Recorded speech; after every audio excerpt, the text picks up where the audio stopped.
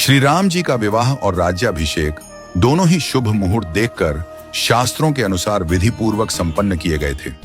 फिर भी न तो उनका वैवाहिक जीवन सुखद रहा और न ही राज्याभिषेक पूर्ण हो सका।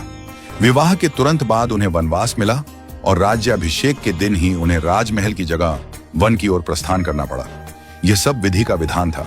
जब इस दुखद परिस्थिति का कारण पूछा गया तो महर्षि वशिष्ठ जी ने कहा, सुनहु भरत, भावी प्रबल बिलखी कहेउ मुनिनाथ, हानि लाभ जीवन मरण यश अपयश विधि हाथ। हे भरत, भावी बहुत बलवान होता है, हानि लाभ जीवन मरण यश अपयश सभी विधाता के हाथ में है। मनुष्य चाहकर भी भाग्य को नहीं बदल सकता।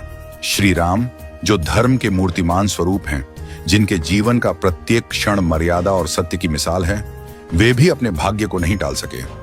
उन्हें वनवास मिला, पत्नी सीता को खोना पड़ा और अंत में उन्होंने स्वयं सरयू में जल समाधि लेकर अपनी लीला का समापन किया।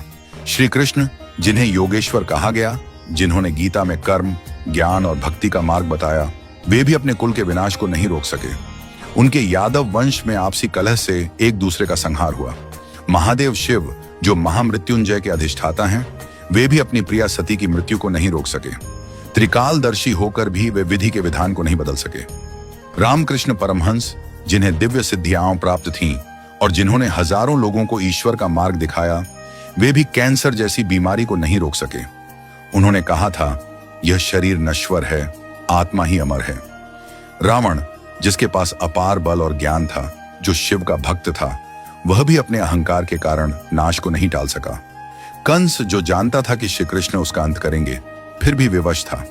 इन सभी घटनाओं से यही सिद्ध होता है कि मनुष्य अपने जन्म के साथ ही जीवन और मरण, यश और अपयश, लाभ और हानि, स्वास्थ्य और रोग, शरीर का स्वरूप, परिवार, समाज, देश और स्थान, इन सब का निर्धारण करके आता है।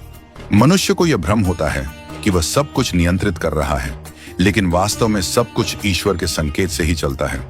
इसीलिए साधक को चाहिए कि वह मन, वचन और कर्म से सहज, सरल और सदाचारी बना रहे, सदैव प्रभु का स्मरण करता रहे और अपने कर्तव्यों को श्रद्धा और निष्ठा से निभाए।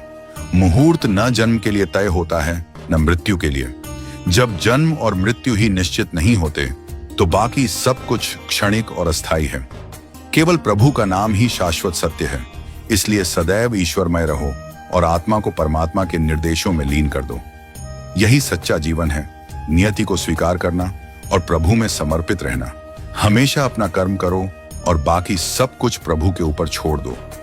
वही सब करने वाले हैं। हम और आप तो बस कठपुतली हैं जो प्रभु की इच्छा से चल रहे हैं। तो जैसा प्रभु को चलाना है वैसे ही चलते रहो और जैसा प्रभु को करना उसको होने दो।